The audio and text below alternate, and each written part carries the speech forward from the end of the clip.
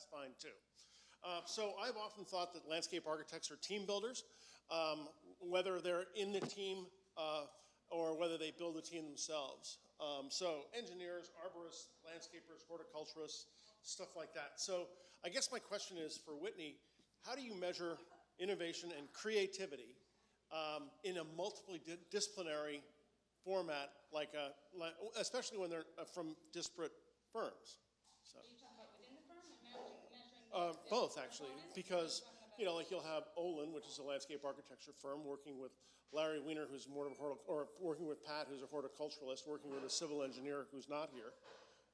And how do you measure that performance? Well, we look for specific examples of specific behaviors, and I showed you some of those behaviors earlier. So some of those behaviors are you asking for help?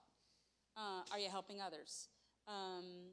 Are you, one of the softer metrics, but you can measure it if you want to, is how often are other folks in the firm coming to you to ask for help? Like you add something to those teams. So, you can sort of feel this stuff if you're paying attention. In other cases, you could actually ask for people to talk about specific instances, and we do that all the time, for one example. Cool. Anybody else want to tackle that one?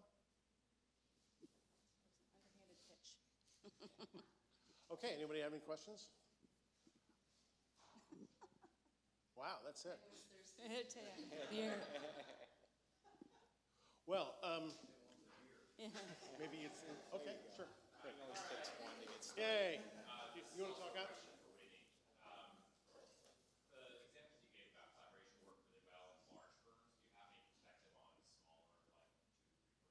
I've never worked for a small 2-3 person firm, but I imagine it has something to do with sitting down and talking about the behaviors that are working and the behaviors that aren't working, but being pretty clear, not like in a woo-woo way, like really connecting.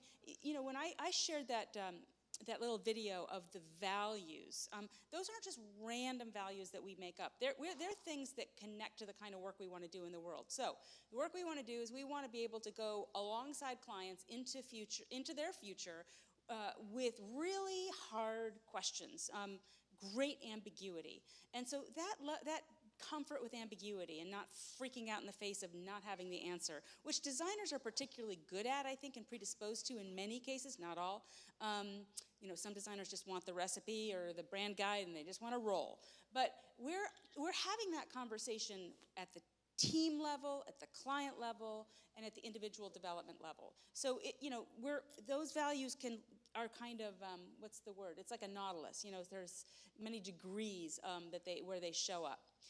So for another example would be we're starting to think about ways. I told you that the atomic unit of multidisciplinary teams is those T-shaped people, and if you get a bunch of those in a big group, they can work better together. But the new atomic level that sits on top of that, and this is relatively recent, is trying to bring down the barriers between organizations. So you may be a little bitty firm, 2 to 3 people, but you got clients and you got folks you got to work with. And the question is, what are the tools and rules that you're going to use to get aligned more quickly? Because most challenges that you're going to tackle require multiple organizations, and culture can get in the way. So we're working a lot on that now. That's really, I think, a new area of development. Another ramble. I went off topic, but hope that helps. There's another question over here. Yeah, this is more of a plant-specific question. Sure. Yeah, slide. Hi. More of a plant-specific question. A number of people talked about establishing plants with seed versus live plants, and I was curious about your kind of wide array of experience with that in more rural projects, I think that you showed, Larry, versus something like the High Line, where there's kind of a demand for something visually appealing from day one, and the challenges and advantages of using seed versus live plants, just kind of generally. Whitney? Yeah. Sorry. I would say, like everything specific to Larry's point earlier, and Larry has a lot of seed experience, so I'll let him tackle it, is that, there are some things that respond, to different treatments. So where you struggle to establish dahlia, for example, from seed, I've had success establishing it from finished plants. That's not always going to be possible at the scale of some of the projects that you're talking about. In the case of the High Line, All of the herbaceous material for the Highline was contract grown, and under a very tight, very specific specification package that allowed not only for its proper production in the appropriate size container, but then to be available depending on which phase was coming on when. And herbaceous plants finish very quickly, so you don't have a huge window in order to get these things produced and then delivered for use. Seed is something that, some things are incredibly viable, but it's a patience issue, and I think you've illustrated that really well with the sort of year-by-year sequence, the things that kind of hold the fort until the blooming plants come in. Yeah, I mean, it's a really good question. Obviously, meadows can be planted from seed exclusively, or they can be supplemented with live plants, or they could be planted with all live plants, although in most cases there is a seed component that covers everything, and live plants may be drifts, they may be throughout, but they're an overlay. But I think there's a lot of opportunity. We're talking about, and when I say larger scale landscapes, I don't mean the project. Obviously, there's big scale that's hundreds of acres, and there's small scale that's a quarter of an acre in suburbs or urban situation. But even if you have a half-acre property and you're going to turn half of that's lawn, into something else, that's bigger than garden bed scale. And we can't always buy plants to fill every space that we want to affect, nor do we want to just put turf there because that's the only thing we know how to do. So there really needs, and part of this is research, and we do it ad hoc, not peer-reviewed stuff. But to give you one example, I mentioned earlier that woodlands are very difficult, if not impossible, to get a diverse herbaceous layer from seed. There's just not enough species that the seed is viable long enough, or they're not such specialists, or this, that, and the other. And one of the real good cover plants, or categories of cover plants, would be the woodland sedges, and the most common one would be Pennsylvania sedge. Now, it's common knowledge and is true that you cannot plant Pennsylvania sedge from seed because it doesn't produce much seed. It mainly is growing through rhizomatous stems. But there are other similar in appearance spreading sedges that have that delicate foliage, and we've been experimenting over the last few years and have come up with a short but list of plants that do Carex molesta, Carex rosea, which was shown earlier. There's 4 or 5 of these that do seem to be viable. And the way we did it, a lot of this is small scale, you could call it research or testing. We were on a project in the woodland, about an acre of woods in coastal plain, New Jersey, and we wanted a sedge cover. And we had done a little preliminary research on some of these sedges. So we decided we wanted to seed the whole woods with sedge, along with all kinds of other drifts and shrubs and herbaceous plants. We priced the seed, and it would have been just the same money to fill the whole thing with live plants because the seed was so expensive. So all I did was plant a few tiny patches along the path to see what would happen. And in a year, planted in the fall, the next fall, I could see a fuzz of sedge. However, those plants were so dense, they were like, not even, a micro inch apart. So I'm looking and I'm saying, God, we could do this with far less seed count. And we literally knocked it down by 90%, and that got into the price range where we could do it. And then the next fall, we seeded the whole thing. Next fall, which was this fall, I was out there, and I'm seeing it happening on the whole thing. Now, there's nobody to tell you this. There's nobody even to tell you which sedges. One of our clients tried some of them out. We've tried some of them out. But the point is, I think there's a lot of potential for seed in the landscape with things that are not generally done that way. Yeah, I mean, because just in terms of Carex, Mount Cuba has done a great deal of research, and maybe not with seeding, but there's a great opportunity there to look at the Carex that they have growing. But we don't do anything with seeding in our firm. Just want to make that clear. But I recently heard about the Beth Chatto lecture series that happened this summer, and they have great speakers also that speak to more maybe the scale you're thinking about of seeding in situ, and then there's books now that are out currently on that kind of performance.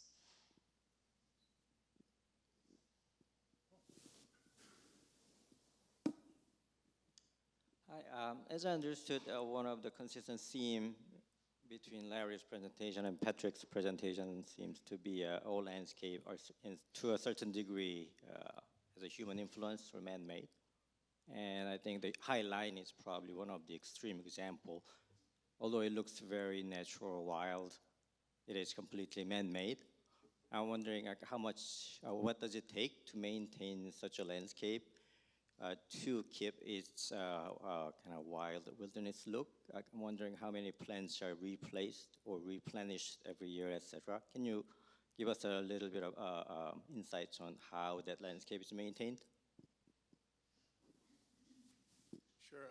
I think that it's important to know this distinction between being a gardener and being sort of an editor, where you're sort of managing and observing and managing and manipulating and a process that's inherently dynamic.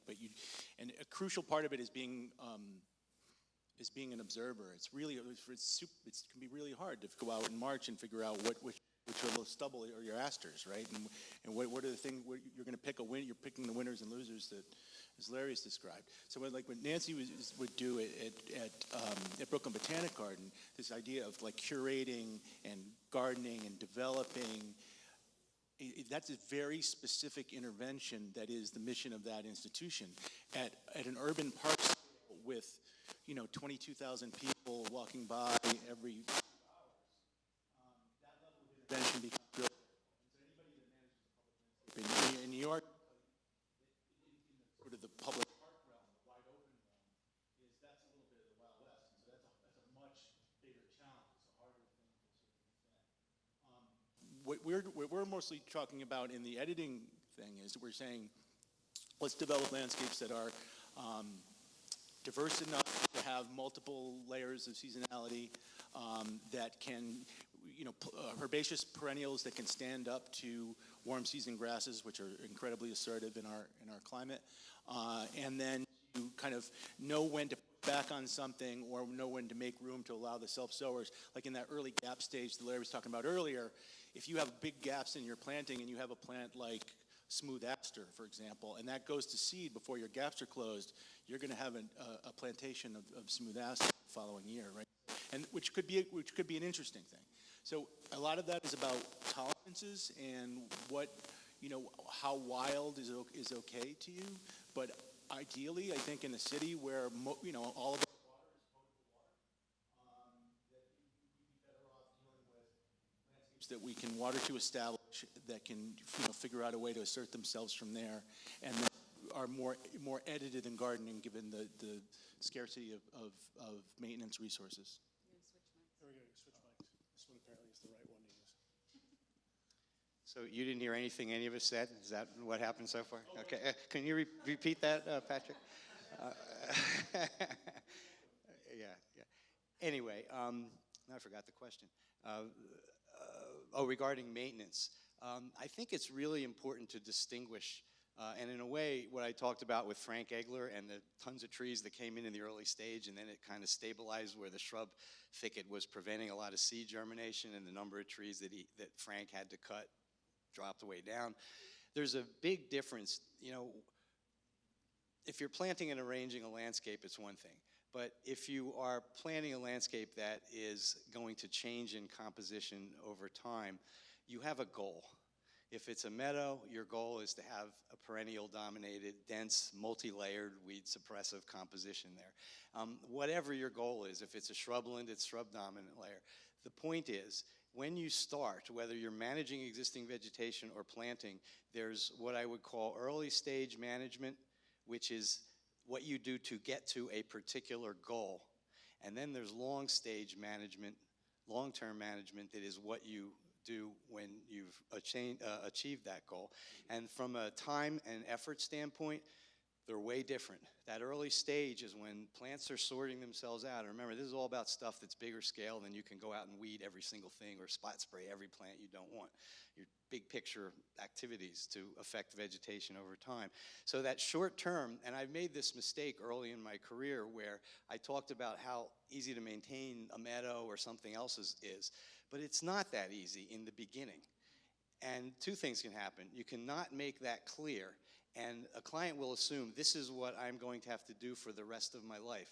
It's not. This is what you're going to have to do until the plants become dominant, and then they start doing 90% of the work, and you're cleaning up the edges. But they don't know that. You have to tell them that, and you have to make it clear. And one of the things that we've been doing, and this is perceptual, it has nothing to do with physically what we do or don't do, is the first year or two of a landscape, particularly one that is a seeded landscape that is going to develop slowly over time, we're calling it implementation for year or two after seeding. Because if I'm implementing a landscape, a client does not expect it to look finished and good. It's still being implemented. As opposed to if I plant it and now I'm maintaining it, well, you already planted it, it's done, it should look good right now. So, and this is real, you know, so that first term, that short-term management to get to the goal, I'm really categorizing as implementation now, and long-term management is the real management. But you've got to have two different programs. The client has to understand the difference, the effort that will go into the beginning, and that beginning effort is what gets you to easy street, so to speak. Probably not the best term to use, but you know, long-term. I'll just say a word also. I mean, a lot of the landscapes that I think you're dealing with, Larry, are sort of more bucolic and not as urban. And certainly you're managing the management of them, so you have a direct hand in them. But many of the landscapes that landscape designers do are in urban context, and they're like really surrounded by, you know, all kinds of pavement and all the terrible things that we sort of highlighted in our lecture about the weeds in the landscape and, you know, red hook.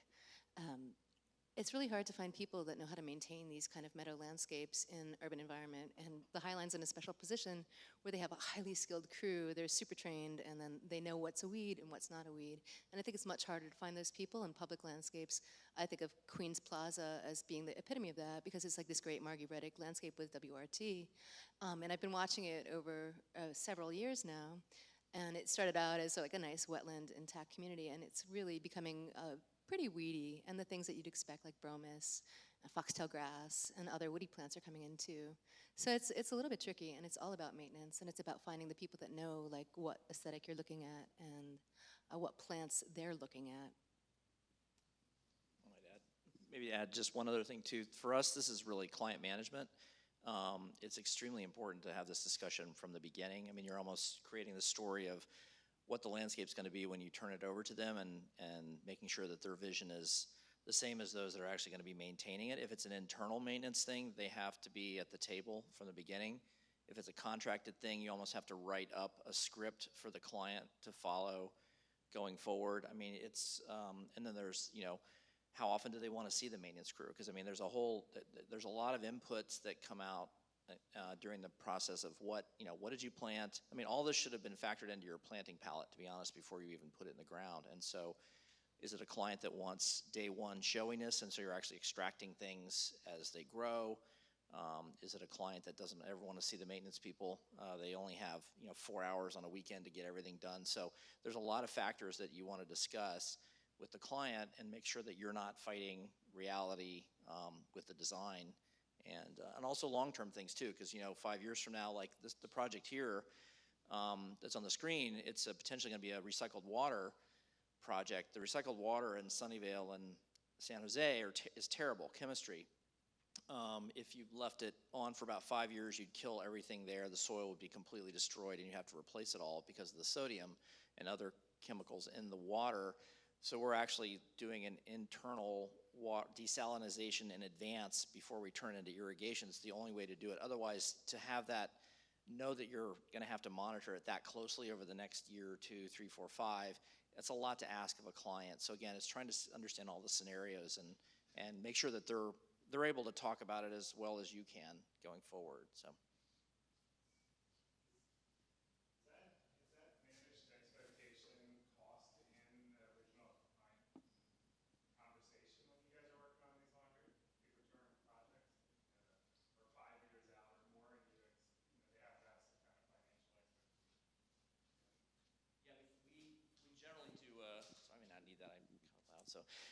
We generally try and do a maintenance plan that goes through, 2, 3 establishment period, 5 years, 10 years, and so forth. And just, if nothing else, just so they think about it. It may be that, if it's a developer, they're going to flip the project. That booklet may end up in the trash. If it's an institution, they may follow it religiously. We worked on the Getty Museum, and that was 26 years ago. And our partner, Dennis McGlade, who worked on that, is still in touch with them, probably on a annual basis, he's interested in what they planted. He can offer some advice. It's kind of it's one of those things that is part of the relationship that we're not charging him for, but there can be a financial kind of arrangement for consulting going forward, which we've suggested. Again, it's kind of what is going to get them to a successful state and allow for them to evolve the landscape if they want to, or keep it the same, whatever. I mean, because that's another conversation. It's going to grow. Do you want it the way it looks now, or do you want a way it's going to look 10 years from now? And so I think just having a conversation, and it's better if that's handled over a long period of time, because they'll be shocked at first, they'll be confused, they'll be mad, they'll have the whole stages of whatever, to get to the project, to the end. And so if you're talking at the beginning, you can kind of decide together and make those decisions together and help them have a successful long-term project. So. Even for small scale projects, we do design like maintenance plans. And we have a small crew that does, we're design build, so we have a few projects that we keep in our maintenance pocket. And yeah, we just kind of move forward and keep the strength of the idea of the landscape intact for X number of years. Then we imagine some of these smaller projects are totally going to get flipped over. Yeah, and I think it's important. I mean, anything we do comes with management guidelines, but that's, I think, the hardest thing that we do. Harder than designing a landscape is formulating a set of guidelines that are specific to the vegetative conditions, planted and otherwise, on a particular place. And you've got a conflict there in terms of writing it. One, the rationale for what you're doing and the detail of how to do these things need to be in there. You can't make it vague and leave it up to contractors, like remove all weeds. That's not good enough. You have to say in our guidelines, every single plant that we consider either that is there on the property or that we consider to be likely to show up, that management guideline has an appendix with pictures of different times of year of that weed, the management strategies for it, and that's referred to. So there's a lot of detail in it. However, there's also what is kind of like the computer quick start guide, that is just a calendar that says, do this, mow to 6 inches on June 5th, or the first week of June. So what you have is, I mentioned, the early stage management is intended to reach a goal, and then it switches into something else, which is more managing the condition that exists and then changing to a new condition. And so if you don't have the rationales and what the goals are, you could be doing something forever that is no longer needed. So somebody's got to keep their head in it for a number of years. So you have to have the documentation. It's got to have a simple section where the person that's going to jump on a mower says, oh, they don't necessarily need to know why they're jumping on a mower, because it's cool season and I'm favoring warm season grass over cool. Yeah, that's in there.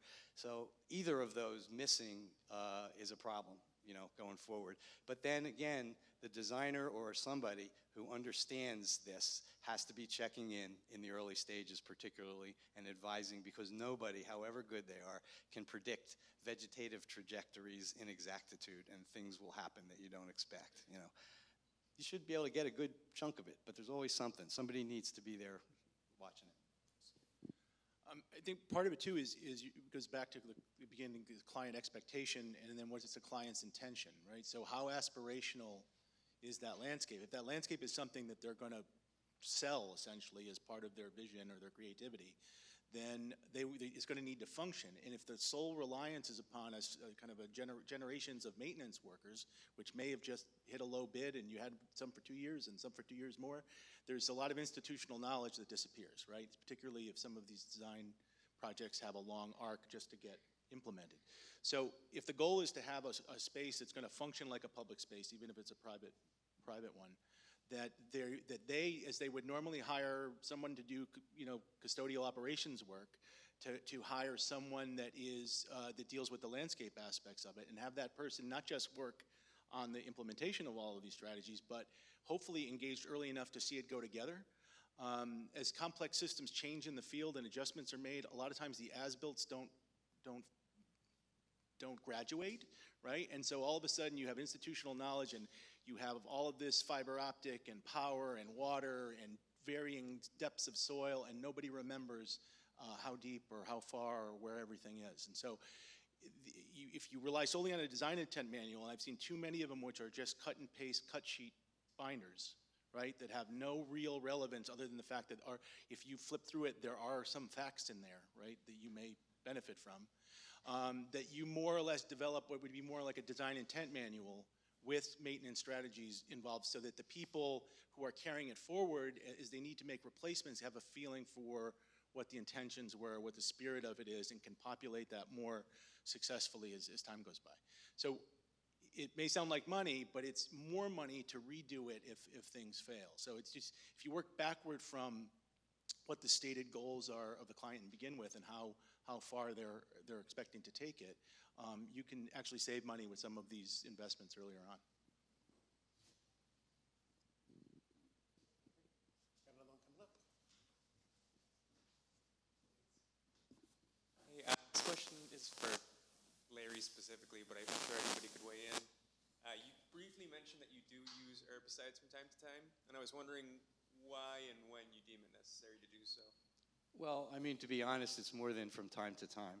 And I mean, we're using herbicides, not on every project, and some of them are completely organic and some aren't. But the decisions are based on,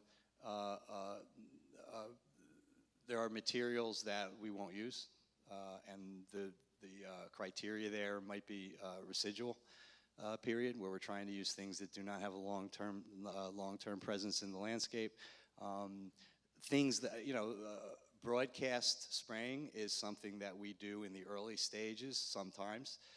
If you've got a large area of turf, you can't seed into living turf, so you have to either physically remove it or bury it or spray it. And there are ecological ramifications to all of those. Obviously, I didn't get into this native design thing because I love the smell of herbicide in the morning, but it's very difficult in a situation where you have a 15-acre field of mugwort to get to a meadow without the use of it. So when we're using it in a broadcast situation, it's a temporary thing that maybe is likely to happen twice. And then after that, if we're using herbicide, it would be just spot application on individual plants, which I think of materials that have a low residual effect. There are broadleaf specific herbicides, and some of them last a really long time, and some of them degrade into inert materials very quickly. We don't use Roundup because of the surfactant that's added that is toxic to amphibians. There are a lot of things that are perfectly legal that we just don't do, but we do use them. And I feel like, again, the example of this idea of being organic, to me, if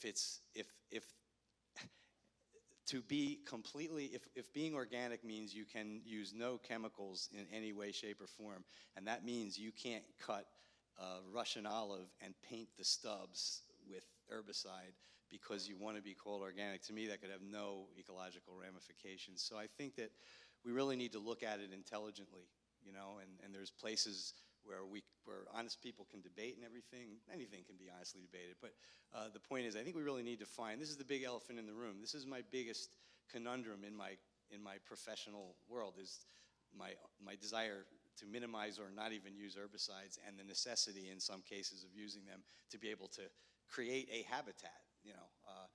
There's a lot of ecological enhancement changing a mugwort field into a field of 50 different native species of flowers and grasses. That's a big, big, big time difference. And is that worth using herbicide twice before you did it? That's a question, that I think isn't answered that simply. Anybody else? If there are no more questions, we can go drink, or there are maybe one more. Who dared to ask another question? Okay.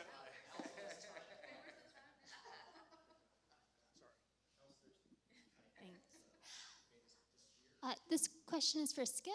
It was very exciting to hear about the work of Olin Labs. I was wondering if you could talk a little bit more briefly about how the labs work in the office, whether the groups meet quarterly or if they have projects assigned to them for the year, how they actually function.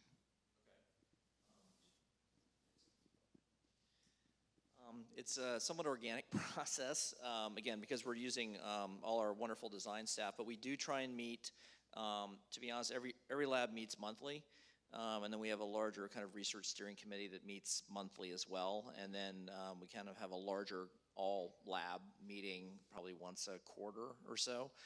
Once a project, research project is underway, it's up to the team to meet however they feel like. But it's one of those things where for the partners and owners, they always like to know what's going on, so we try and have enough information about the process and progress to say something like at least monthly, because we'll have a partner meeting or something. So the challenge is our research is a bit opportunistic because we're not a fully functioning nonprofit, and so a lot of our stuff comes from projects. And so if we have 2 or 3 projects that have interesting things we want to explore above and beyond the project requirements, we may have several things going at once, and so we may have kind of a higher activity level. If we're pursuing, like the soil to soils one that's a big one for us. That's a long-term thing. We're not really able to undertake more than 1 or 2 of those unless we have outside people helping us, and that's grant funded. There's no way I could, pull people for that much work from projects. So we kind of try and we try and stay consistent, because that was one of our problems in the past, was we just couldn't, like the Canal Park POE was done over 1.5 years. We could have done that in probably like 6 months, but it's just I kept having to borrow people from projects. So we're trying to be more consistent, but we're trying not to overdo it so we don't become a victim of our own kind of interest and success. So. Cool. And with that, or sorry, you want to add? Just passing it back. Okay, well, I think that's it. I think we'll handle the additional questions offline, and please join me in a big thank you for our panelists.